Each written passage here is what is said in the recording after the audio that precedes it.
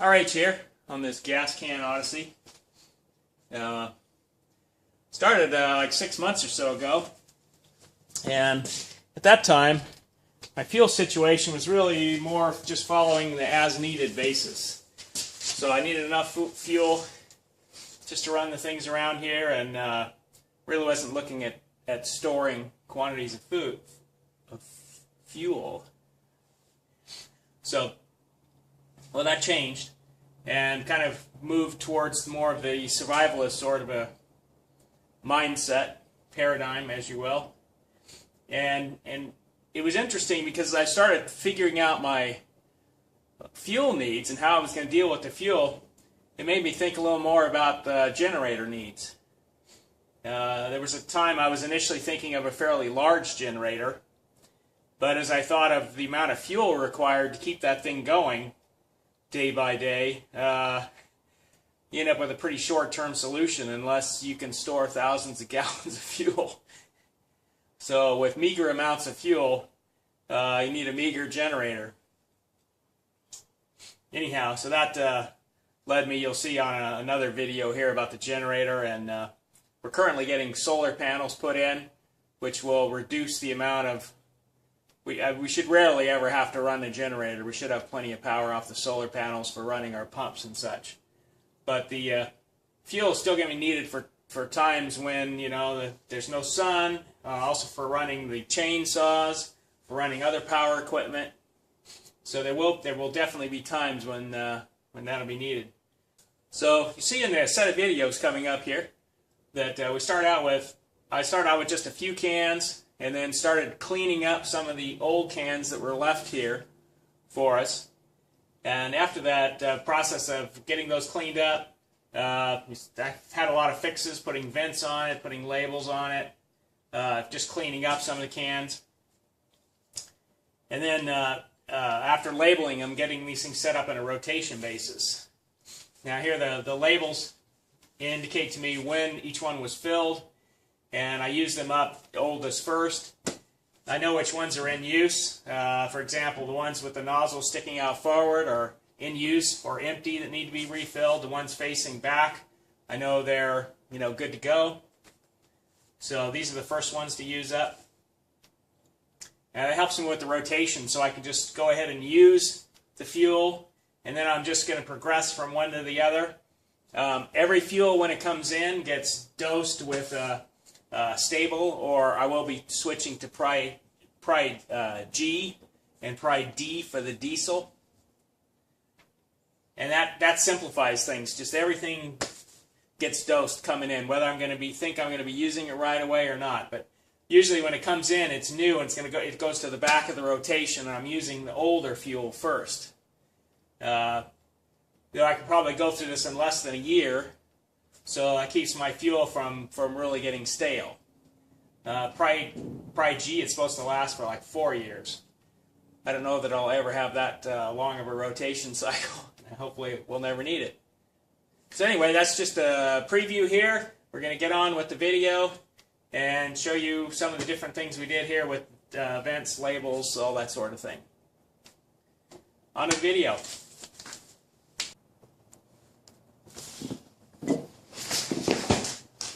RH here on the gas can. Why do I have so many gas cans? I asked myself the same question. Now, most of these cans actually I got from the previous owner of the place. And I purchased a couple of gas cans.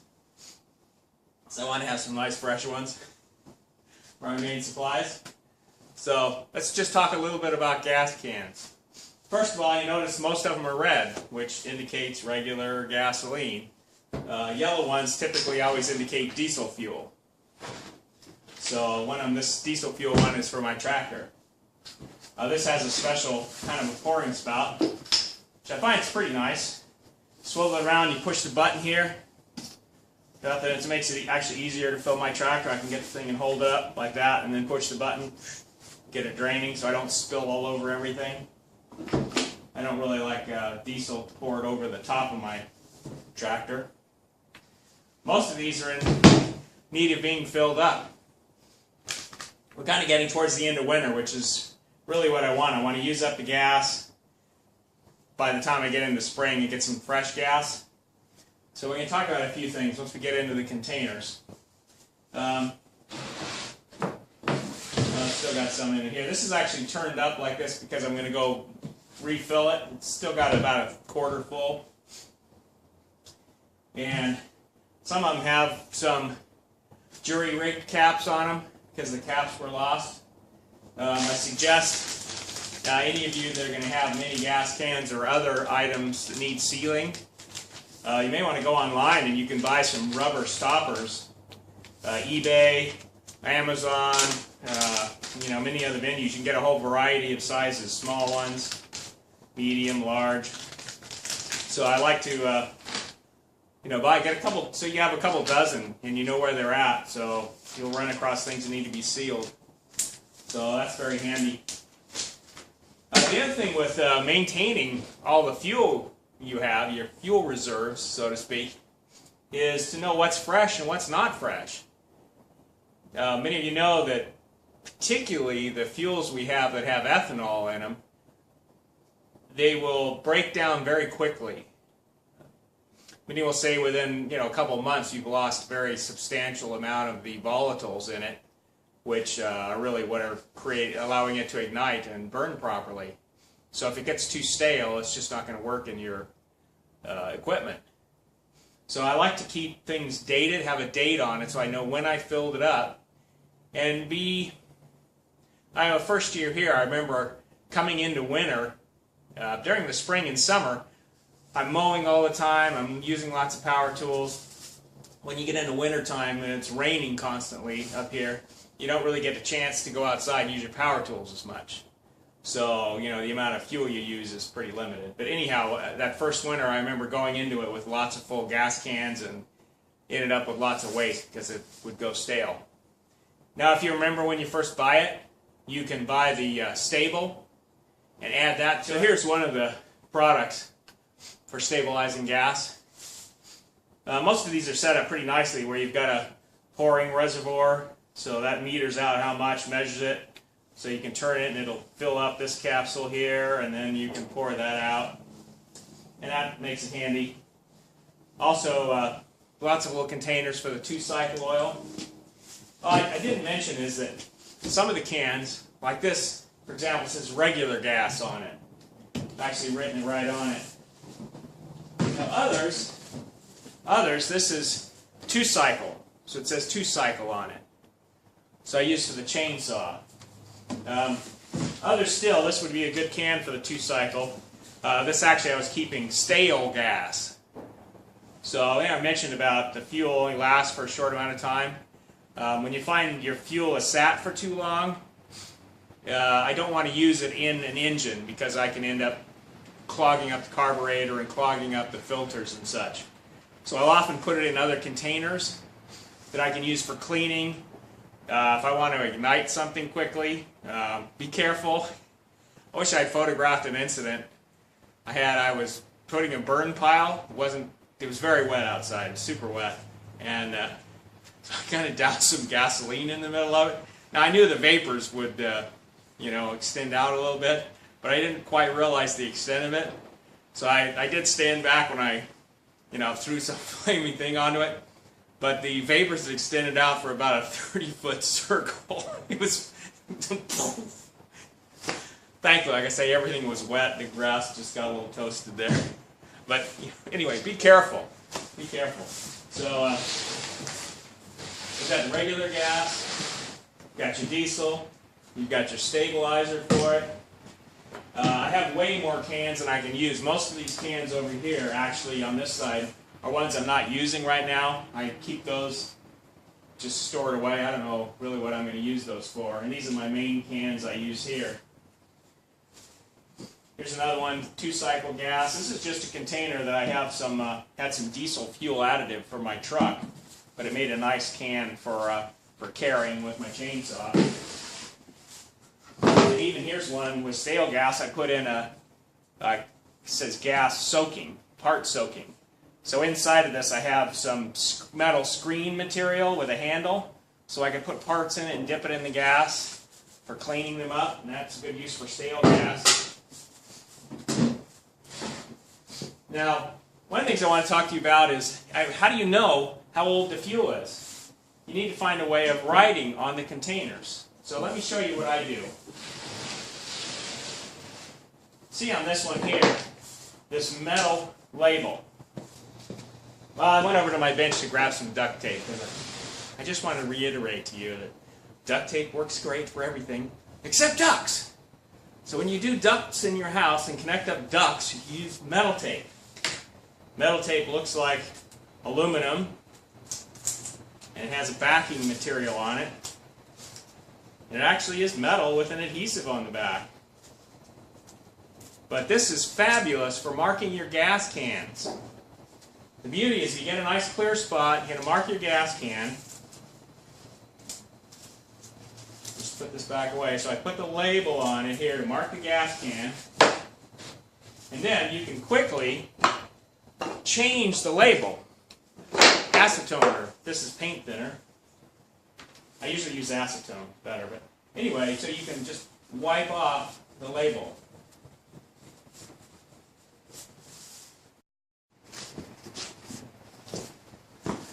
RH here. Oh boy, we've been on a bender here. Yeah, I don't want to drink this. This is acetone. I used to have acetone in this, but it's just paint thinner. It doesn't work as well.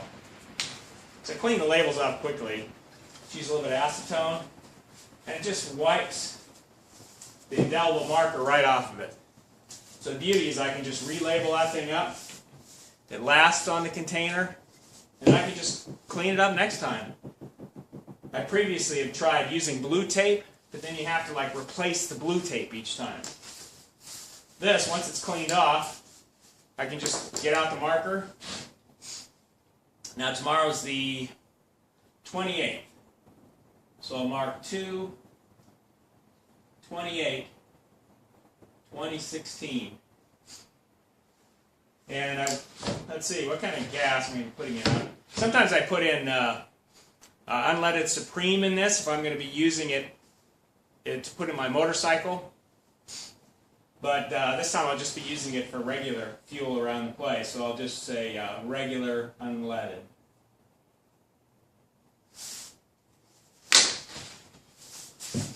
So hopefully you can see it on the label.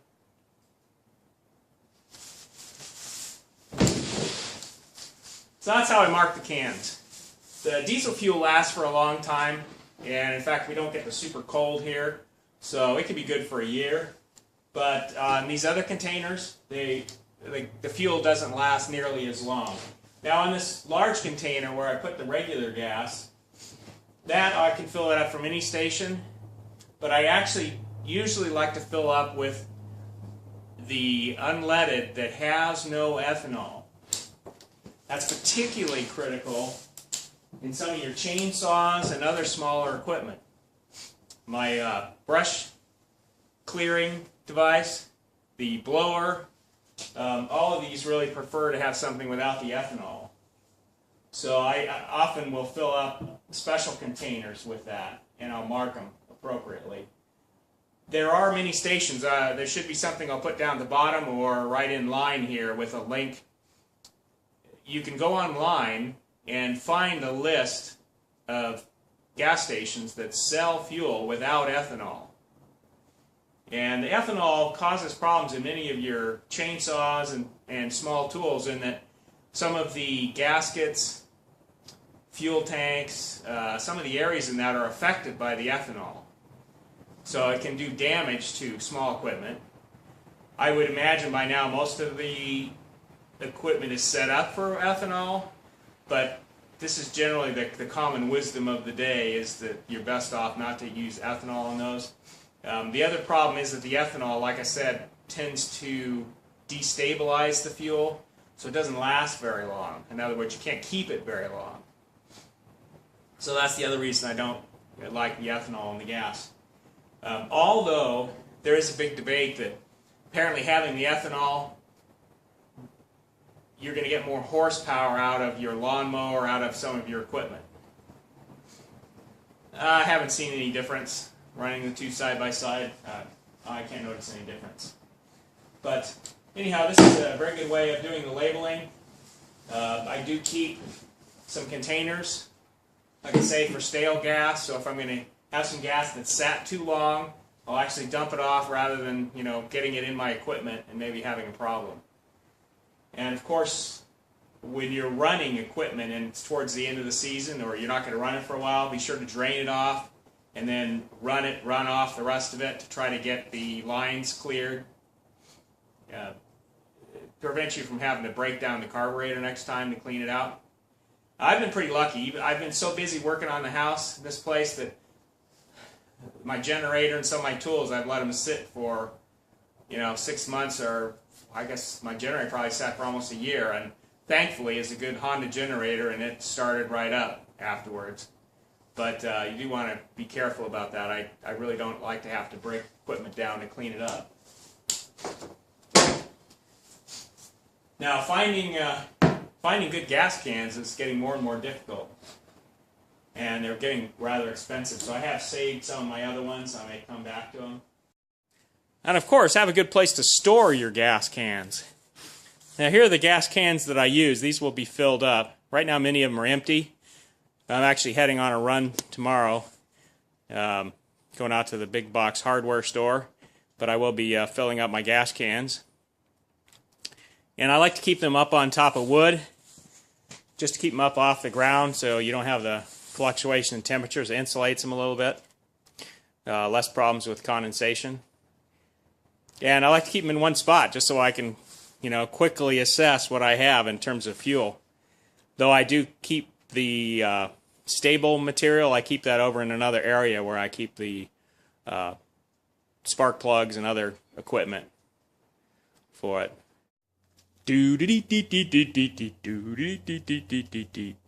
It's time for our little game. What's missing here? We've got your normal 5-gallon gas can with a spout, handles, even a label, but it's missing something conspicuous. It's called a vent! Oh no, but they must be dangerous. Ay. Okay, if you're a homesteader, you realize that, they've had vents on gas cans for years, and they're there for a reason. Your gas cans can get hot. You don't want them to split open and have the gas go flying everywhere. So you have a vent on it. It also helps you pour the fuel. Duh. Well, so we're going to be remedying this problem on this gas can today, in one of the ways that I like to do it. Not that I've had to do this a lot. Most of my gas cans are older, but that's all my new ones. I'm going to have to be putting vents on them. So we're going to jump into that. And we've got all the tools here. We're ready to go.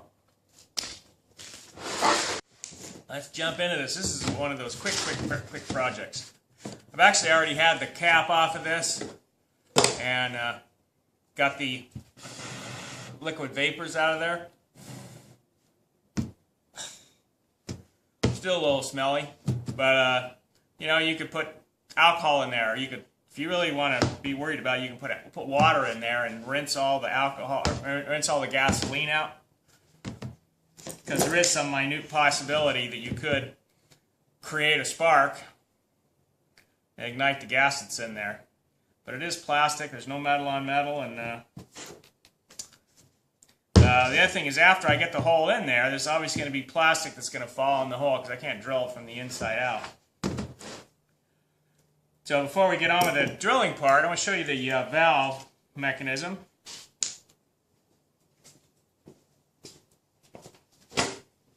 Now, I decided I had a few of these around. It's actually just a valve for a tire, a regular passenger car tire. And you see I've taken the valve stem out of it. So, there we have it.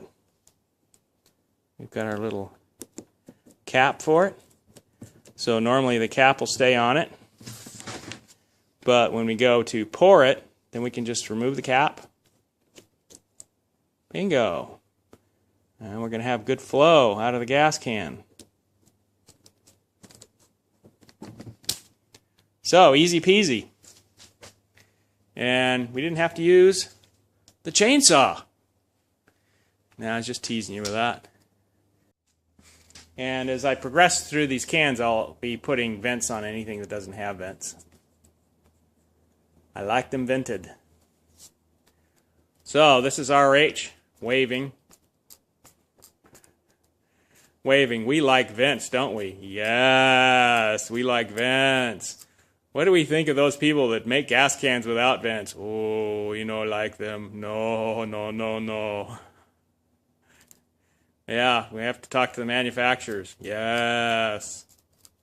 I did mention rinsing the debris out of the gas can, so I just quick on my shot. I'm just using a little bit of rubbing alcohol.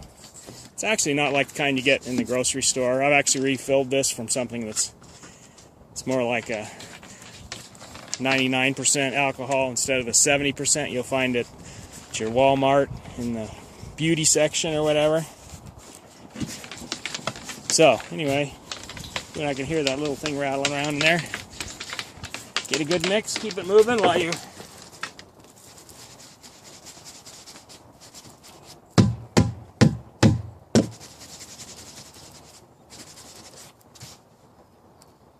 And don't be afraid for a visual check afterwards.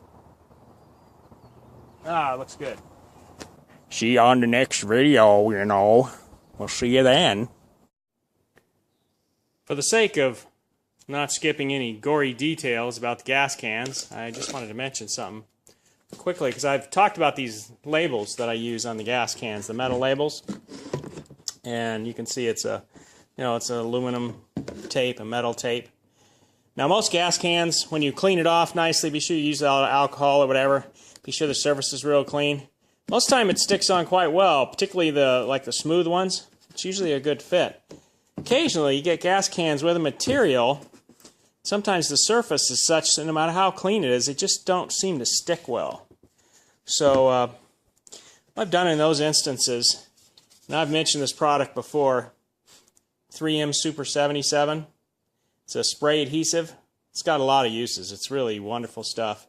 So in this case, take the toothpick out of my mouth and spray a little bit of the adhesive onto something, and then I use the toothpick and just wipe it underneath, where it's trying to peel up on the edges. I'll lift it up and then get underneath the tape and add this adhesive on the underside of the tape, and then also on the plastic. So I do that, and then I take a paper towel and push that down. You don't want to get the glue over across the tape. You want it to go out, so you wipe it away from it. And then just get it pressed down. Do the same on the other side. And that sticks it down pretty well. This is along the lines of the gas cans we've been dealing with. So I didn't have many valves, because I stuck a valve in one of the cans you saw in a previous video. And decided that I wanted to get some vents on some of my other gas cans. These are, how should we say, informal gas cans.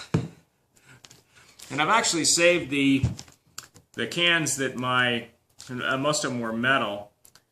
When I buy paint thinner or acetone, that sort of thing, I've saved those cans. These would be nice for storing gasoline in and allowing you to be able to use those after TEOTWAWKI, so that you could trade. If someone needed a gallon of gas, you got like a whole container. You can give the container with the gas in it. But I'd want these to all have vents on them. So I found online on eBay some little plastic vents, gas can vents. Very inexpensive. In fact, 20 of them for, it's like $7.80, so less than $8 for 20 of them. I figured it'd be worth a try. I'm going to go ahead here and put one of these in this plastic gas can. And it's a possibility that this 3/8, it looks like it's just the right size, but it may end up being a little small. I'm about to find out. Of course, it's going to leave junk falling into the can, which is unfortunate. To reduce that, I'll turn it this way. And of course, I'll drill through my hand. No, don't want to do that. I've done that before. That's no fun.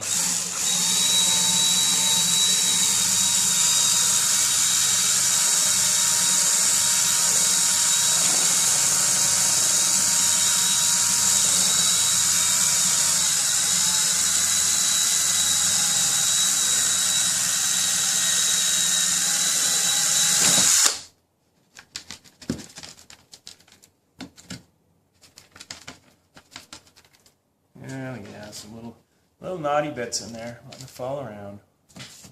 See if I can get it to fall all the way up to the front. There we go. There's the big bit. Now let's find out what's going to take to get this in there. I'm just going to plug in. Which way do I want it to snap? Like that or like that? Probably like that. So I'm going to put it in that way. Just press fit it in. Oh, that works just fine. Not bad. Okay.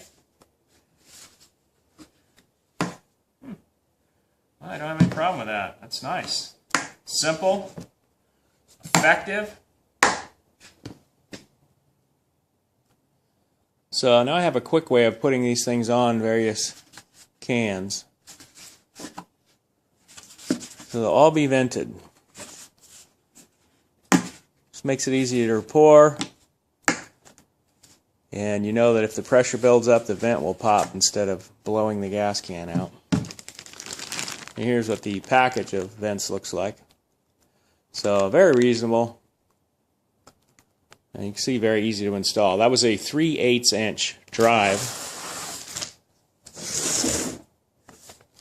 3/8 inch spade bit to be more precise. Oh, excuse me, a 1/2 inch spade bit.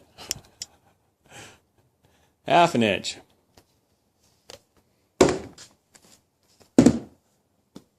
And that was about the right fit. Now if I'm using the metal cans, I'm obviously not going to use the spade bit on it. It's not made for metal.